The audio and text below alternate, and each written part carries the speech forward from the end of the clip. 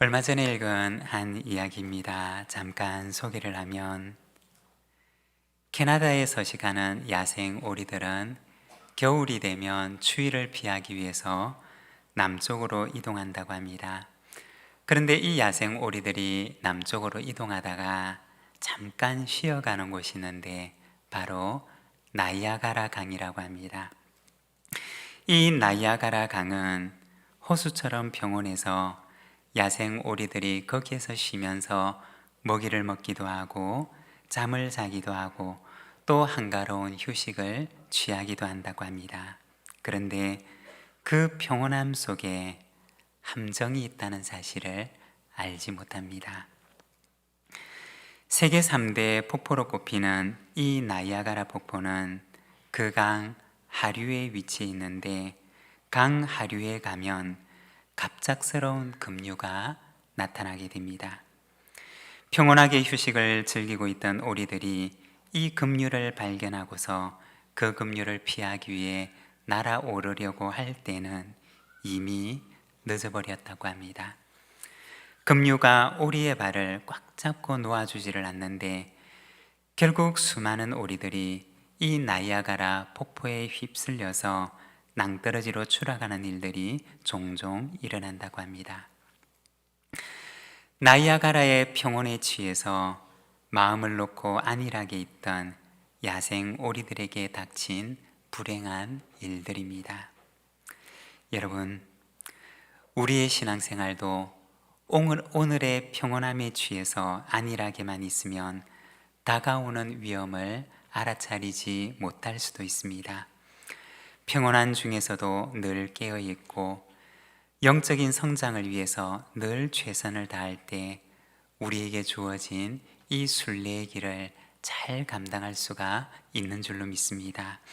우리의 겉사람은 낡아지지만 우리의 속사람은 날로 새로워집니다 라고 고백을 했던 사도 바울의 고백처럼 오늘도 우리의 속사람이 경성함으로 주님 안에서 날마다 새로워지는 역사가 일어나게 되기를 소망합니다.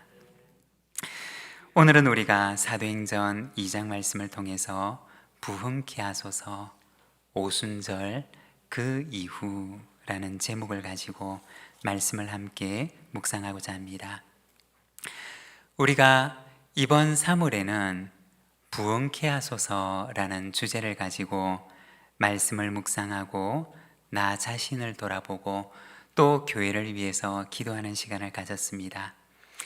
부흥케 하다라고 하는 말은 하박국서 3장 말씀을 보게 되면 히브리어 하야라고 하는 단어를 사용하는데, 이 말의 뜻은 살아나게 하다, 되살아나게 하다 라고 하는 의미입니다. 부흥이라고 하는 것은 무엇이냐? 바로 내 영을 살아나게 하는 것입니다. 하나님께서 나의 영이 살아나게 하시는 것, 그것이 바로 부흥입니다. 교회 역사를 보게 되면 기도가 있는 곳에 이 부흥의 역사가 시작되었고, 또 부흥이 일어나는 곳에는 회개의 역사가 일어났습니다. 죄에 대해서는 죽고 의에 대해서는 살아나는 이 회개의 역사가 부흥이 일어나는 그 사람의 영혼 속에 일어났던 것입니다. 이것이 바로 성경에 나타나 있는 부흥에 관한 이야기들입니다. 그리고 오늘 우리가 읽었던 사도행전 2장 말씀을 보게 되면 초대교회 오순절 그 이후에 그들의 공동체 가운데서 어떤 일들이 일어났는지를 보여주고 있습니다. 오순절 그 이후에 이 초대교회 공동체 가운데는 과연 어떤 일들이 일어났을까요? 먼저 첫 번째는 교회는 배우는 공동체로 성장하게 됩니다. 41절과 42절의 말씀을 우리가 함께 봉독하겠습니다. 그 말을 받은 사람들은 세례를 받음에 이날의 신도의 수가 3,000이나 더하더라. 그들이 사도의 가르침을 받아 서로 교제하고 떡을 떼며 오로지 기도하기를 힘쓰니라. 아멘. 이 사도행전 말씀을 보게 되면 오순절 이후에 그들에게 일어났던 일에 대해서 말씀을 하시는데, 그들이 사도들의 가르침을 받아 서로 교제하고 떡을 떼며 오로지 기도하기에 힘썼다고 말씀을 합니다. 성령의 임재가 강하게 일어났던 이 초대 교회에는 분명히 신비한 현상들도 참 많이 일어났습니다. 여러 가지 다른 언어들로 말하는 방언의 역사가 일어났고, 그리고 병 고치는 은사와 같은 놀라운 이적들이 그곳에서 일어나게 되었습니다. 분명히 성경에 보면 놀라운 기사와 표적들이 그곳에 많이 나타났음을 말씀을 하고 있습니다.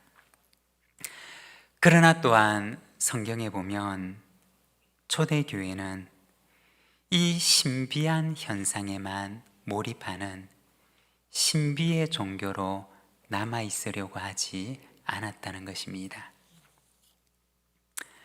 그것보다 더 중요하고 이 신비한 현상들보다 그들이 더 애를 쓰고 힘을 썼던 것이 있었는데, 그것은 바로 사도들의 가르침을 받아서 배우는 일에 그들이 힘을 썼던 것입니다. 여기에 사도들의 가르침이라고 하는 말은 오늘날 말로 바꾸어 말하자면 바로 신약 성경을 가리키는 것입니다. 그 당시에는 신약 성경이 기록되기 전이었습니다. 신약 성경이라고 하는 것이 아직 기록되지 않았고, 아직 신약 성경이 모습을 갖추기 전이었습니다.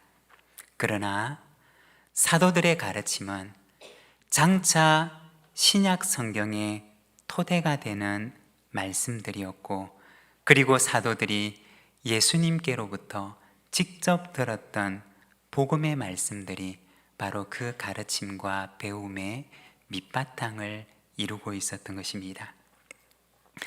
오순절 이후에 초대교회는 이와 같이 복음의 말씀을 가르치고 배우는 공동체였던 것입니다.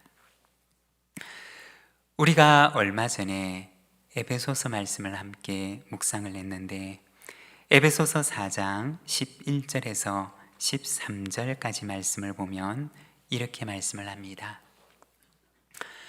그가 어떤 사람은 사도로, 어떤 사람은 선지자로, 어떤 사람은 복음 전하는 자로, 어떤 사람은 목사와 교사로 삼으셨으니, 이는 성도를 온전하게 하여 봉사의 일을 하게 하며 그리스도의 몸을 세우려 하심이라.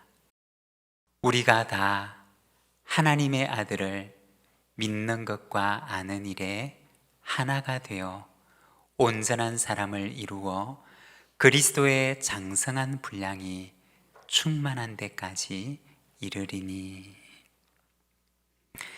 이 에베소서 말씀을 보게 되면 그리스도께서 교회에 직분을 주신 이유에 대해서 말씀을 하십니다. 그것은 그리스도의 몸을 세우기 위함인데, 우리로 하여금 하나님의 아들을 믿는 것과 아는 일에 하나가 되게 하기 위함이라고 말씀을 하십니다. 초대교회 역사를 보게 되면 경건하지 않은 거짓된 가르침을 전하는 거짓 교사들이 교회 안에 들어와서 거짓된 가르침을 가지고 교회를 찢어놓고 나누어 놓았던 것을 보게 됩니다. 바로 이것이 이단들이 행했던 일이었습니다.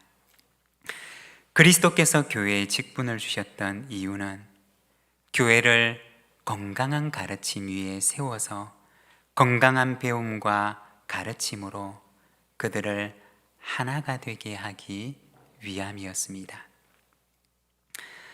얼마 전에 우리 교우들에게 기도 부탁을 드린 적이 있습니다. 우리 교회 안에 교육훈련 커리큘럼을 만들고자 하는데 이 일을 제가 잘 감당할 수 있도록 저를 위해서 기도해 주십시오 라고 부탁을 드렸습니다. 그리고 한 주간 새벽 기도를 우리 부목사님들께 부탁을 드리고 목양실에서 일주일 동안 준비하는 시간을 가졌습니다. 그리고 기도해 주신 덕분에 의미 있는 진전이 있었습니다. 우리 교회 교육 훈련에 대한 전체적인 윤곽을 세울 수가 있었고, 그리고 14과목 정도가 이제 우리 교회 안에 앞으로 개설될 예정입니다. 그리고 그 가운데 2과목은 이제 디자인 작업에 들어갔습니다. 디자인이 마치고 교재가 나오는 즉시 교육훈련 과목을 개설하고 시작하게 될 예정입니다. 원래는 이 디자인을 하는데 비용이 참 많이 드는데, 그런데 우리 교회 백민호 목사님께서 책을 디자인할 수가 있어서 지금 백민호 목사님이 직접 그 책을 디자인하고 있습니다. 여러분, 우리 부산진교회가 건강한 배움으로 건강한 복음의 가르침 위에 든든히 서가는 교회가 되기를 원합니다. 건강한 가르침 위에 교회가 하나가 되고, 또 그리할 때 음부의 권세가 복음 위에 든든히 서 있는 하나님의 교회를 이기지 못하게 될 줄로 믿습니다. 그리고 2번째, 교회는 사랑하는 공동체로 성장하게 됩니다. 43절에서 45절의 말씀을 우리가 함께 봉독하겠습니다. 사람마다 두려워하는데 사도들로 말미암아 기사와 표적이 많이 나타나니, 믿는 사람이 다 함께 있어 모든 물건을 서로 통용하고 또 재산과 소유를 팔아 각 사람의 필요를 따라 나눠주며. 아멘. 여기 보면 오순절 이후에 교회 공동체 가운데 어떤 일들이 일어났는지를 보여주는데, 바로 교회가 사랑의 공동체로 세워지고 있음을 보여주고 있습니다. 사도행전 2장이 보여주고 있는 이 교회의 모습은 제도적으로 유무상통하는 공산주의 사회를 보여주는 것이 아닙니다. 사도행전 2장이 보여주고 있는 교회의 모습은 누군가의 아픔을 자신의 아픔으로 받아들이면서 그 아픔에 반응하는 사랑의 공동체로 세워지고 있는 모습을 보여주는 것입니다. 여러분, 교회의 가장 중요한 특징은 무엇일까요? 그것은 바로 사랑입니다. 요한복음 13장 34절과 35절의 말씀을 보면 이렇게 말씀을 합니다. 우리 함께 봉독하겠습니다. 새 계명을 너희에게 주노니 서로 사랑하라. 내가 너희를 사랑한 것 같이 너희도 서로 사랑하라. 너희가 서로 사랑하면 이로써 모든 사람이 너희가 내 제자인 줄 알리라. 아멘. 이 요한복음 13장은 예수님께서 제자들에게 주신 말씀입니다. 주님께서 제자들에게 말씀하실 때 너희와 세상이 구별되는 것은, 그리고 세상이 너희가 내 제자인 줄 알게 되는 것은 바로 너희 속에 있는 사랑을 볼 때 그리하리라고 말씀을 하셨습니다. 여러분, 세상과 교회가, 세상과 그리스도인이 구별되는 그 구분점이 무엇인지 아십니까? 그것은 바로 사랑이라고 말씀을 하십니다. 우리 속에 있는 사랑을 보고서 아, 저들은 예수님의 제자들이구나 라고 하는 사실을 세상이 알게 된다는 것입니다. 우리가 지난 몇 주간 부흥에 대한 말씀을 함께 나누었습니다. 우리 한국교회는 부흥에 대해서 조금 오해를 하는 부분들이 있습니다. 교회가 부흥했다고 하는 말은 그 교회에 교인 수가 많아졌다 라고 하는 말과 동일시해서 생각을 합니다. 그러나 우리가 성경적으로 조금 더 정확하게 이야기를 하자면 이 부흥이라고 하는 것은 외적인 모습을 가리키는 말이 아니라 우리의 내면에서 일어나는 일과 더 관계가 있는 말이라고 하는 것입니다. 부흥이라고 하는 것은 무엇이냐? 우리의 내면이, 우리의 영이 하나님 안에서 살아나는 역사를 가리키는 말입니다. 그래서 우리의 영혼이 의를 향하여서 살아나고 죄를 향하여서 죽는 역사가 일어나는 우리 내면의 역사를 가리키는 말이 바로 이 부흥이라고 하는 말입니다. 그런데 우리의 영이 하나님 안에서 살아나게 되면 어떤 일들이 일어나게 되느냐? 사랑하게 된다는 것입니다. 그 공동체가 사랑의 공동체로 변화된다는 것입니다. 사랑이 내 영이 하나님 안에서 살아났다는 것을 보여주는 표지가 된다는 것입니다. 너희가 서로 사랑하는 것을 보고 세상은 너희가 나의 제자인 줄을 알게 될 것이라고 주님께서는 말씀하셨던 것입니다. 사랑하는 여러분, 우리 부산지인교회가 사랑하는 공동체가 되기를 원합니다. 교회 안에서 서로가 서로를 사랑하는 내적인 사랑이 넘치는 공동체가 되고 또한 뿐만 아니라 한 걸음 더 나아가서는 지역사회를 있는 힘을 다해 힘이 닿는 만큼 사랑으로 섬기는 사랑의 공동체로 세워지게 되기를 원합니다. 그리할 때 세상이 이 속에 하나님의 사랑이 있음을 깨닫게 될 줄로 믿습니다. 그리고 세 번째, 교회는 예배하는 공동체로 성장합니다.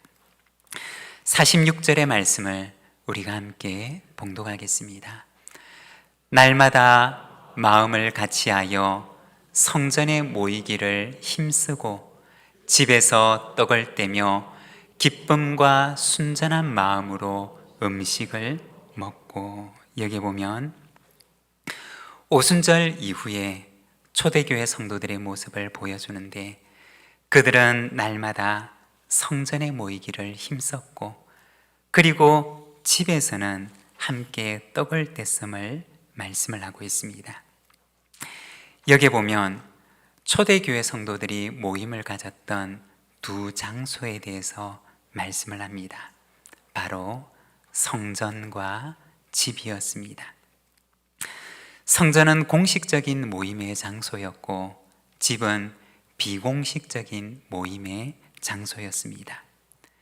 공식적인 모임의 장소와 비공식적인 모임의 장소가 그들의 예배와 교제가 이루어지는 공간이 되었던 것입니다. 건강한 교회는 바로 이 두 가지 모임이 균형을 이루고 있는 교회입니다. 지난 주 중에 우리 교회 한 성도님께로부터 너무나 기분 좋은 문자를 받았습니다. 그 문자의 내용은 목장에서 첫 모임을 가졌는데 말씀을 나누고 기도 제목을 함께 나누고 목장 식구들과 함께 기도하면서 너무나 기쁘고 은혜로운 시간을 가졌다는 내용이었습니다. 그리고 그 모임을 가지고 나서 우리 부산진교회에서 신앙생활을 하는 것이 너무 감사하다는 그러한 내용의 문자였습니다. 초대교회의 모습은 사실은 목장 모임과 가장 많이 닮아 있습니다. 목장 모임이 건강할 때 교회가 더 건강한 모습을 가질 수가 있는 것입니다.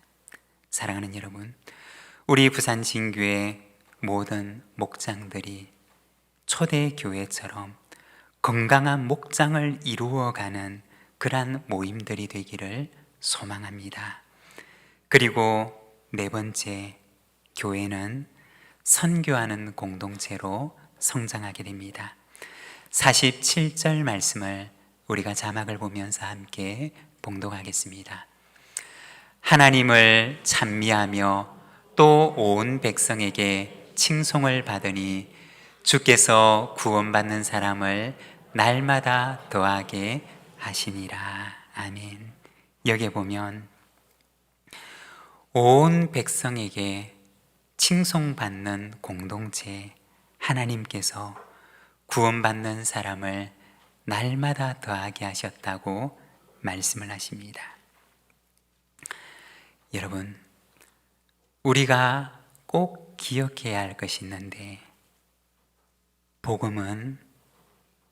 복음을 가진 그 사람을 칭송받는 존재로 만든다는 것입니다. 복음은 복음을 가지고 있는 그 사람을 파괴하거나 망가뜨려 놓지 않는다는 것입니다. 복음은 복음을 소유한 그 사람을 영광스럽게 만든다는 것입니다. 마태복음 5장 14절에서 16절의 말씀을 보면 예수님께서 제자들을 향하여 말씀을 하십니다. 너희는 세상의 빛이라. 산 위에 있는 동네가 숨겨지지 못할 것이요, 사람이 등불을 켜서 말 아래 두지 아니하고 등경 위에 두나니 이러므로 집안 모든 사람에게 비치느니라. 이같이 너희 빛이 사람 앞에 비치게 하여 그들로 너희 착한 행실을 보고 하늘에 계신 너희 아버지께 영광을 돌리게 하라. 여기에 보면 예수님께서 제자들에게 복음을 가진 사람에 대해서 말씀을 하시는데, 너희는 세상의 빛이라고 말씀을 하십니다. 그리고 하나님께서는 빛으로 부름을 받은 그 사람을 저기 아무도 모르는 곳에 숨겨놓지 않으시고 등경 위에 두어서 그 빛이 온 집안에 비칠 수 있도록 그를 높은 곳에 두신다고 말씀을 하십니다. 교회 역사를 보게 되면 로마는 교회를 핍박했지만, 그러나 로마의 귀족들은 이 기독교 신앙을 가진 여인들을 그들의 자녀를 위한 배필로 맞이하기를 원했다고 합니다. 왜 그렇게 했느냐? 이 기독교인들은 타락한 로마의 문화에 물들지 않고 그들의 순결과 거룩한 생활의 태도를 그들의 생명처럼 지켜나갔기 때문이었습니다. 사도행전 2장의 말씀은 햇빛처럼 빛나는 이 초대교회 성도들의 삶을 보고서 많은 사람들이 교회로 찾아와서 복음을 듣고 구원을 받는 모습을 보여주고 있는 것입니다. 한 신학자는 선교는 두 가지의 힘을 가진다고 이야기를 합니다. 하나는 끌어당기는 구심력이고, 또 다른 하나는 바깥으로 나가는 원심력인데, 이 구심력이라고 하는 힘은 무언가를 안으로 끌어당기는 힘을 가리키는 것입니다.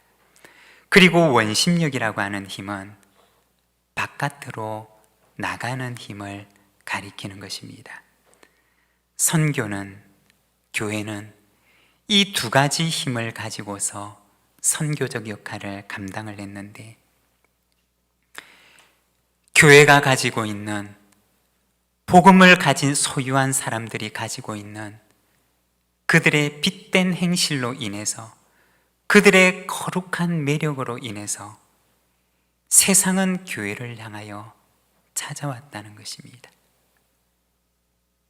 교회 속에는, 복음을 가진 이들 속에는 세상이 갖지 못한 거룩한 매력이 있어서 세상은 그 거룩한 매력에 매혹되어서 교회를 향하여 찾아오는 구심력 있는 힘을 가지고 있었다는 것입니다.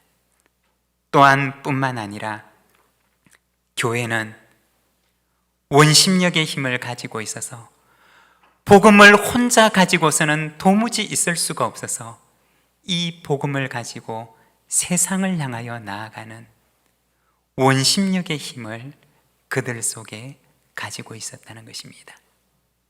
이와 같은 구심력의 힘과 원심력의 힘을 가지고 초대교회는 선교의 사명을 감당했다는 것입니다. 오늘 우리가 읽고 있는 이 사도행전에도 많은 사람들은 그들의 거룩한 매력과 그들의 착한 행실과 그들 속에 있는 하나님의 사랑을 보고서 그들은 교회를 찾아왔고, 하나님께서는 구원받는 사람을 날마다 그들에게 더하셨음을 말씀하고 있습니다. 구심력의 힘과 원심력의 힘을 가진 선교하는 초대교회의 모습을 보여주는 것입니다. 사랑하는 여러분, 우리 부산지인 교회에도 이와 같은 힘이 있기를 원합니다. 거룩의 힘이 있고